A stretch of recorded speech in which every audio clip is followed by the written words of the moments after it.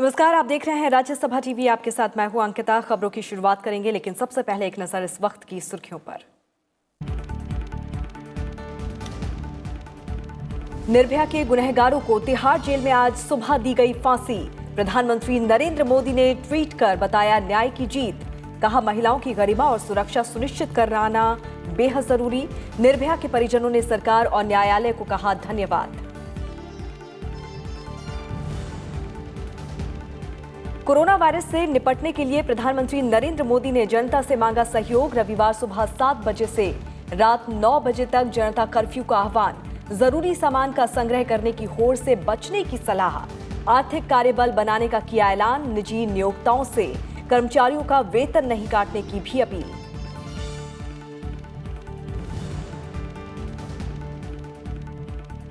Corona संक्रमण को रोकने के लिए सरकार ने उठाए और एहतियाती कदम। 22 मार्च से एक हफ्ते के लिए अंतर्राष्ट्रीय उड़ानों पर रोक। वेंटिलेटर्स और मास्क के निर्यात पर भी प्रतिबंध। यूरोप में कोरोना से 4,752 लोगों की मौत। इटली में मरने वालों की संख्या हुई चीन से भी ज्यादा।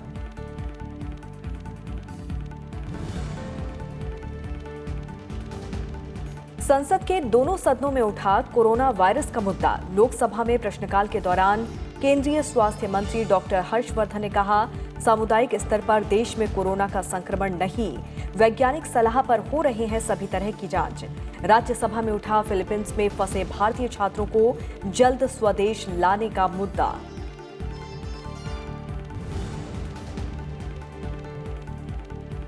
मध्य प्रदेश में बहुमत परीक्षण से पहले मुख्यमंत्री कमलनाथ ने किया इस्तीफे का ऐलान। थोड़ी देर में राज्यपाल को सौंपेंगे इस्तीफा। सुप्रीम कोर्ट ने आज शाम 5 बजे तक विधानसभा में फ्लोर टेस्ट का दिया था आदेश।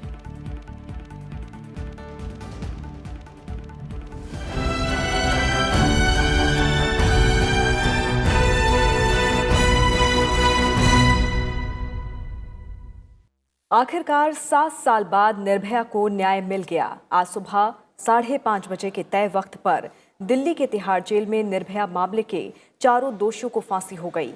जेल प्रशासन के मुताबिक चारों गुनहगारों को एक साथ फांसी पर लटकाया गया। तिहाड़ जेल के अधिकारियों के मुताबिक जेल के इतिहास में ऐसा पहली बार हुआ जब एक साथ 4 दोषियों को फांसी के फंदे पर लटकाया गया हो। निर्भया गैंगरेप और हत्या के चारों दोषियों मुकेश सिंह, अक्षय ठाकुर, विनय शर्मा और पवन गुप्ता की मौत की पुष्टि डॉक्टर्स ने कर दी है। दीनदयाल उपाध्याय अस्पताल में डॉक्टरों की टीम बॉडी का पोस्टमार्टम करेगी। पोस्टमार्टम की वीडियोग्राफी की जाएगी। पोस्टमार्टम के बाद चारों शवों को परिजनों को सौंप दिया जाएगा। दिल्ली की एक अदालत ने सभी 4 दोषियों को 20 मार्च के लिए डेथ वारंट जारी किया था। निर्भया की मां ने दोषियों की फांसी के बाद कहा था कि आज देश की बच्चियों को इंसाफ मिला।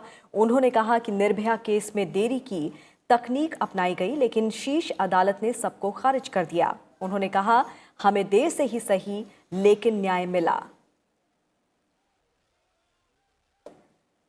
फाइनली उनको फांसी पर लटका दिया गया है। ये आज 7 साल का संघर्ष है।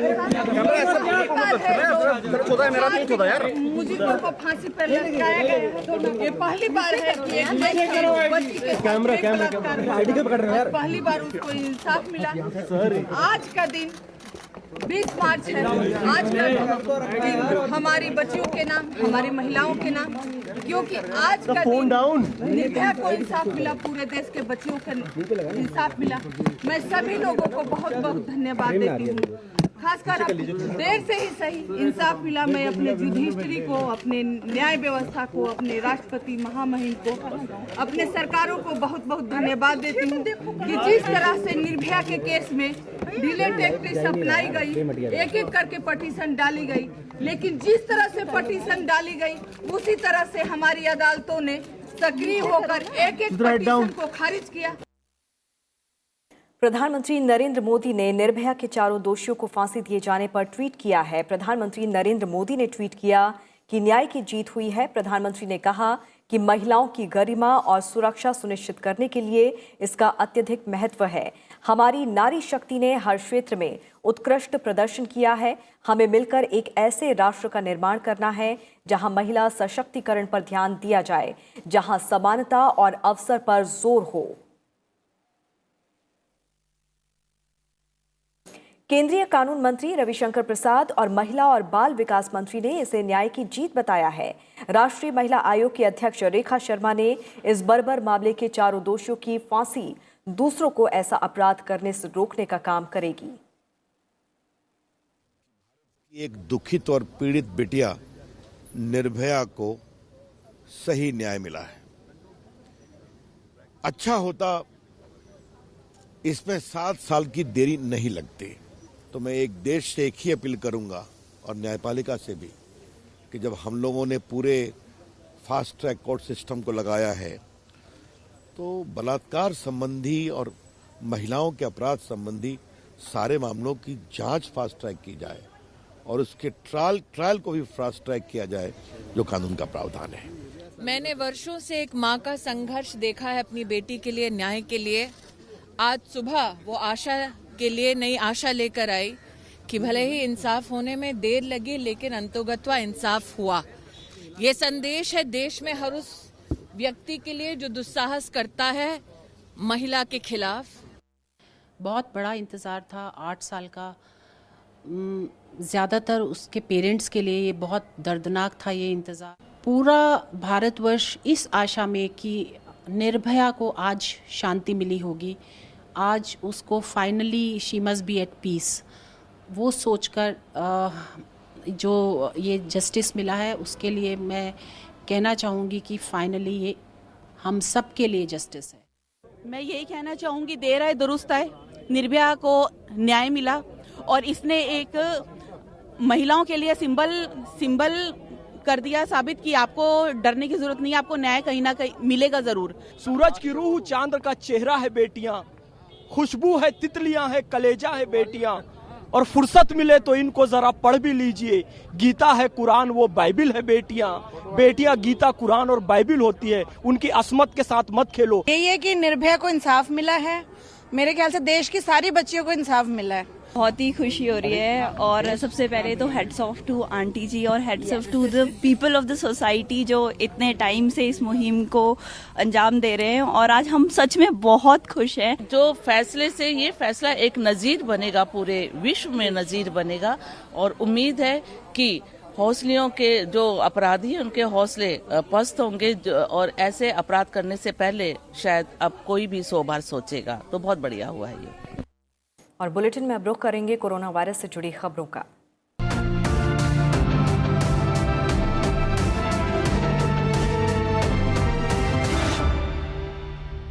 कोरोना वायरस से निपटने के लिए प्रधानमंत्री नरेंद्र मोदी ने देशवासियों से सहयोग मांगा है। प्रधानमंत्री नरेंद्र मोदी ने राष्ट्र के नाम अपने संबोधन में लोगों से घरों में ही रहने का अनुरोध करते हुए रविवार को जनता कर्फ्यू का आह्वान किया। उन्होंने कहा कि आवश्यक सेवाओं से जुड़े लोगों को छोड़कर किसी को भी घर से बाहर नहीं निकलना चाहिए। उन्होंने 22 मार्च को सुबह 7 बजे से रात 9 बजे तक लोगों को जनता कर्फ्यू का पालन करने को कहा। प्रधानमंत्री ने अस्पतालों, हवाई अड्डों और अन्य स्थानों पर अपनी परवाह किए बगैर काम करने वालों का आभार जताया। उन्होंने रविवार शाम 5 बजे उन लोगों का आभार व्यक्त करने को कहा जो कोरोना वायरस से निपटने में शामिल हैं।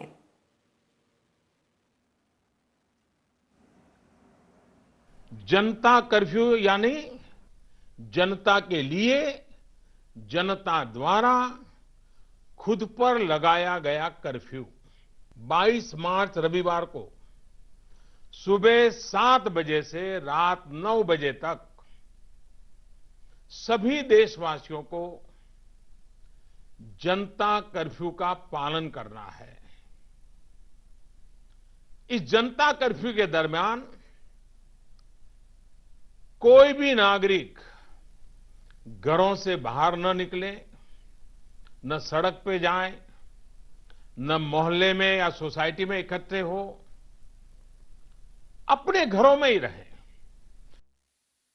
प्रधानमंत्री ने वैश्विक महामारी से निपटने के लिए संकल्प और संयम का मंत्र दिया। उन्होंने बुजुर्गों से आग्रह किया कि वो घर के अंदर ही रहें। हमें ये संकल्प लेना होगा कि हम स्वयं संक्रमित होने से बचेंगे और दूसरों को भी संक्रमित होने से बचाएंगे। साथियों, इस तरह की वैश्विक महामारी में एक ही मंत्र काम करता है, हम स्वस्थ तो जग स्वस्थ, हम स्वस्थ तो जग स्वस्थ। दूसरी अनिवार्यता है, वो है संयम। और संयम का तरीका क्या है? भीड़ से बचना, घर से बाहर निकलने से बचना। हमारा संकल्प और संयम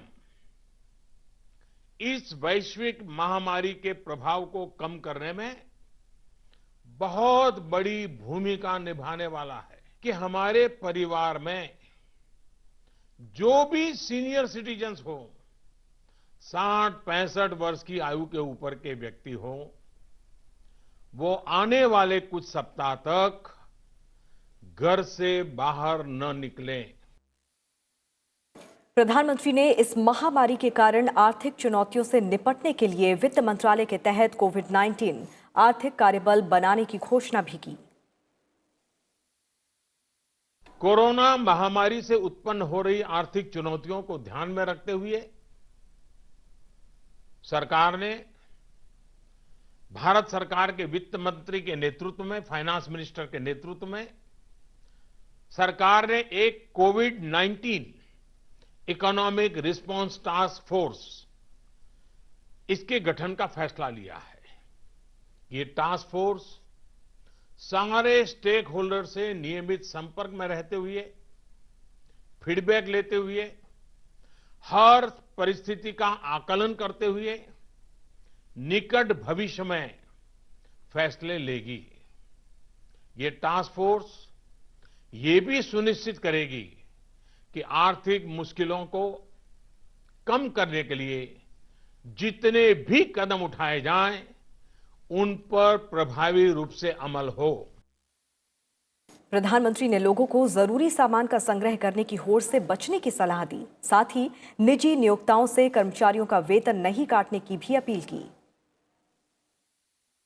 संकट के इस समय में मेरा देश के व्यापारी जगत, उच्च आय वर्ग से भी आग्रह है कि अगर संभव है तो आप जिन जिन लोगों से सेवाएं लेते हैं, उनके आर्थिक हितों का ध्यान रखें।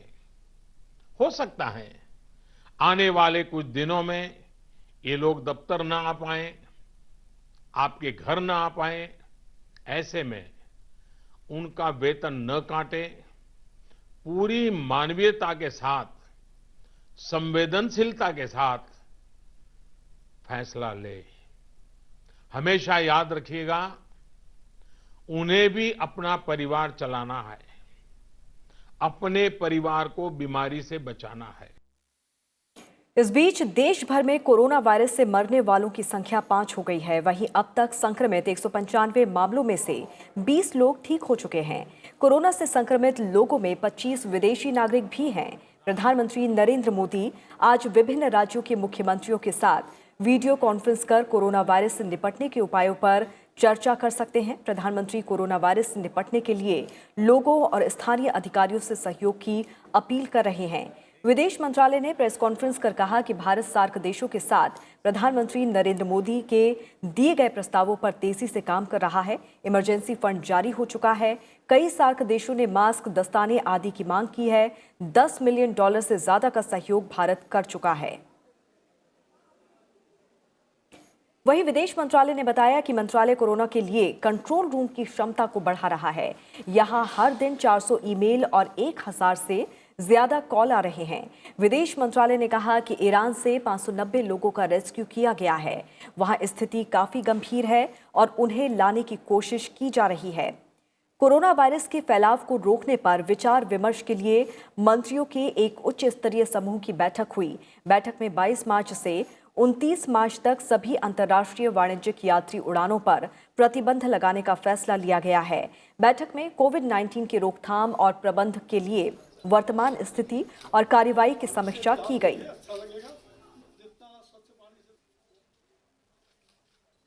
कोरोना वायरस प्रकोप के मद्देनजर सिंगापुर अंतर्राष्ट्रीय हवाई अड्डे पर फंसे 60 भारतीय छात्रों को मुंबई लाया गया। इससे इन छात्रों के परिवार वालों को राहत मिली है। अधिकांश छात्र महाराष्ट्र से सिंगापुर एयरलाइंस की उड़ान में छत्रपति शिवाजी महाराज अंतर्राष्ट्रीय हवाई अड्डे पर पहुंचे।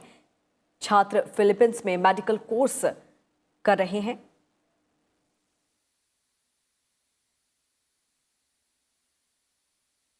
दुनिया के कई देशों में जानलेवा कोरोना वायरस से दहशत का माहौल है। चीन, इटली, ईरान, अमेरिका, संयुक्त राष्ट्र अमीरात, स्पेन, मलेशिया, श्रीलंका समेत करीब 170 देशों में कोरोना वायरस से 9,000 से ज्यादा लोगों की जान जा चुकी है। फ्रांस में कोरोना वायरस से बीते 24 घंटे में 108 लोगों की मौत हुई है। यूरोप में 4,752 लोगों की मौत हुई है, तो वहीं एशिया में 3,417 लोगों की मौत हुई है। कोरोना वायरस से प्रभावित लोगों का आंकड़ा 2.25 लाख से ऊपर पहुंच गया है, जिसमें से 85,714 मरीजों की रिकवरी हुई है। यूरोप अब वो क्षेत्र है जहां कोविड-19 सबसे अधिक तेजी से फैल रहा है। यूरोप में अब तक कुल 4,752 लोगों की मौत हो चुकी है। कोरोना वायरस के कारण इटली में मरने वालों की संख्या चीन से अधिक हो गई है। कल इटली में 427 और लोगों की मौत के साथ इस विषाणु से मरने वालों की कुल संख्या 3,405 तक पहुंच गई है, जबकि चीन में अब तक 3,245 लोगों की मौत हुई है। अमेरिका के राष्ट्रपति डोनाल्ड ट्रंप ने नोवेल कोरोना वायरस के कारण प्रतिकूल आर्थिक परिस्थितियों का सामना कर रहे अमेरिकी लोगों की मदद के लिए अरबों डॉलर के आपातकालीन आर्थिक सहायता संबंधी विधेयक पर हस्ताक्षर किए हैं। साथ ही अमेरिका ने कोरोना वायरस के इलाज के लिए मलेरिया रोधी दवा क्लोरोक्वीन को मंजूरी दे दी है।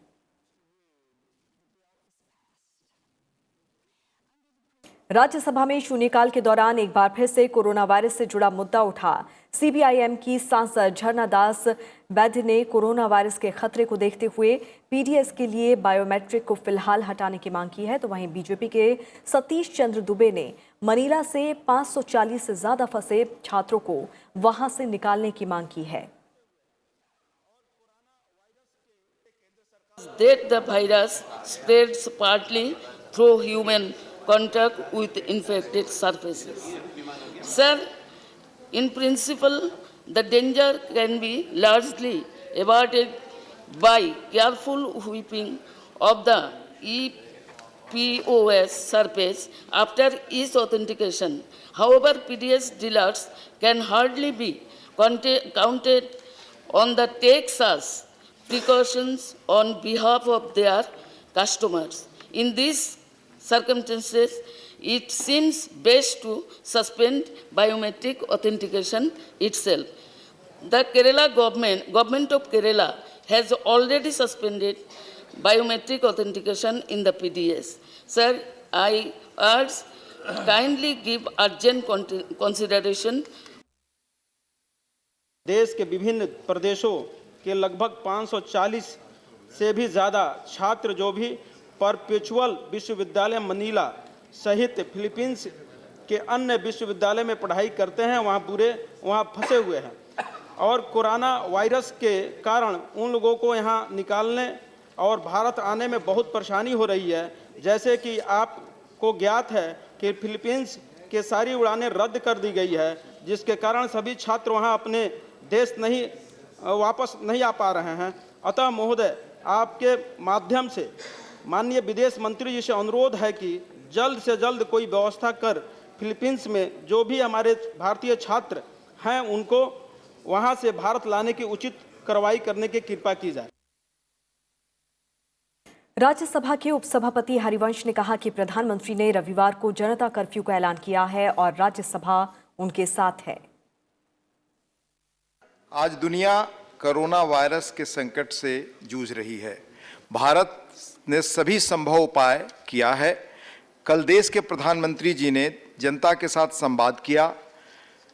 भयभीत होने की कोई वजह नहीं, बल्कि सावधानी बरतने की अपील कर उन्होंने जनता का विश्वास बढ़ाया। कोरोना के संकट से बचने के अनेक उपाय और कार्यक्रम उन्होंने बताए। रविवार 22 मार्च को जनता कर्फ्यू का पालन करने की अपील की। यह संसद सरकार के संकल्प के साथ है। सब मिलकर कोरोना संकट दूर करेंगे, यह विश्वास प्रकट करती है। लोकसभा में प्रश्नकाल के दौरान कोरोना से जुड़ा मुद्दा उठाया गया। बीएसपी सांसद रितेश पांडेय ने कोरोना वायरस के परीक्षण पर पूछे गए प्रश्न के जवाब में केंद्रीय स्वास्थ्य मंत्री हर्षवर्धन ने भरोसा दिलाया कि साइंटिफिक एक्सपर्ट्स की सलाह पर उन सभी लोगों का परीक्षण किया जा रहा है जिनमें कोरोना वायरस के मानकों के तहत लक्षण पाए जा रहे हैं। साथ ही स्वास्थ्य मंत्री ने भारतीय आयुर्विज्ञान अनुसंधान परिषद के सामुदायिक संक्रमण की जांच का भी जिक्र किया। There is a very well-defined protocol and scientific advice about who needs to be tested, and this is as per the advice of the scientific experts, that you see someone like, say, somebody has symptoms, he has a travel history, then all the symptomatic cases, then all the contacts. And you know, we have informed you earlier also, we are doing a very detailed contact tracing. Right now, the infection in this country, you see, it is traveling from one person to other. It has not yet gone into the community. Even for the community also, separately, the ICMR is doing tests for picking up people from the community to see whether there is any evidence of transmission in the community. So I can say with perfect and utmost confidence and authenticity that whatever tests we are doing on whom, they are with perfect scientific advice. So no one in this house should have any doubts about that.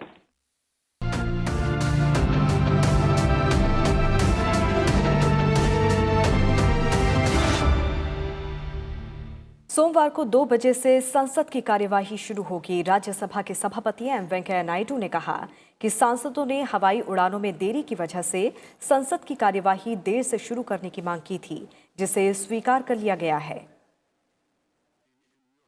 Of flight services, Monday, the Parliament will start from 2 p.m. in the afternoon and continue till the business is over. Rajya Sabha में शून्यकाल के दौरान सांसदों ने जनहित से जुड़े कई मुद्दों को उठाया। एनसीपी की सांसद वंदना चौहान ने जलवायु परिवर्तन की गंभीरता को देखते हुए जल संरक्षण और भूमि संरक्षण के लिए युद्ध स्तर पर कदम उठाने की मांग की, तो वहीं बीजेपी के राम शकल ने उत्तर प्रदेश के सोनभद्र में किसानों की अधिग्रहित जमीन के लिए जल्द से जल्द मुआवजा देने की मांग की। World over, several countries have declared climate emergencies and have resorted to mitigation and adaptation measures on a war footing. So, we too need to do the same. We need to revive our traditional age-old practices of sustainability and also emulate innovative practices from other parts of the world. To address this issue of flooding and at the same time depleting groundwater, especially in the cities, I urge the government to explore the model of sponge cities, which is very recent, especially in China, which involves replacing extra and unnecessary concrete pavements into wetlands so that the rainwater is absorbed into the ground. Unfortunately, under the smart city placement development, we are doing exactly the reverse. So this has to be stopped.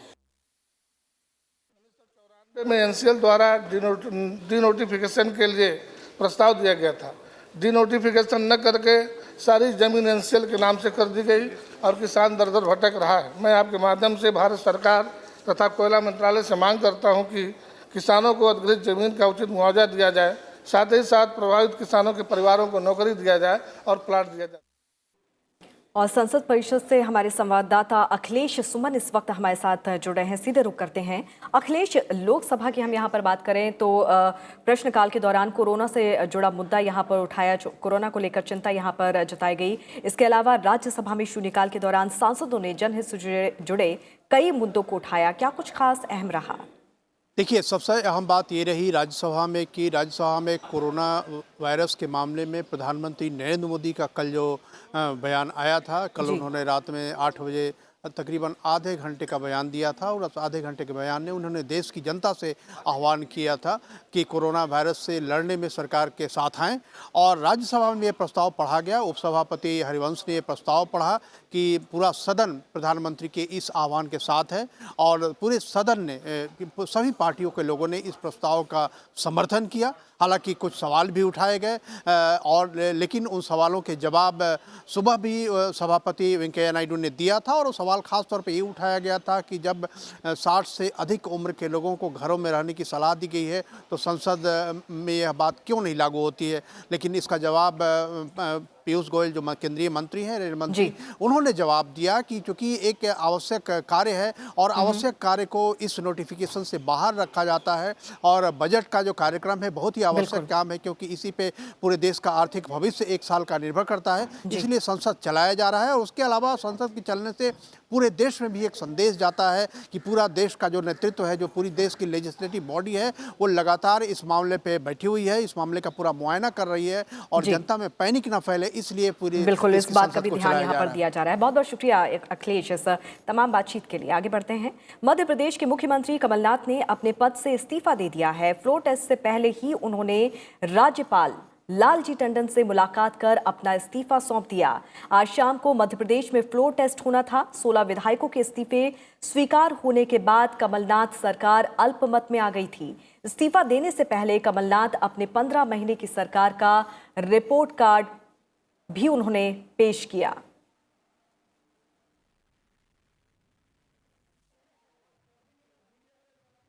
और इसी के साथ इस bulletin में फिलहाल इतना ही। आप जुड़े रहिए राज्यसभा टीवी के साथ। नमस्कार।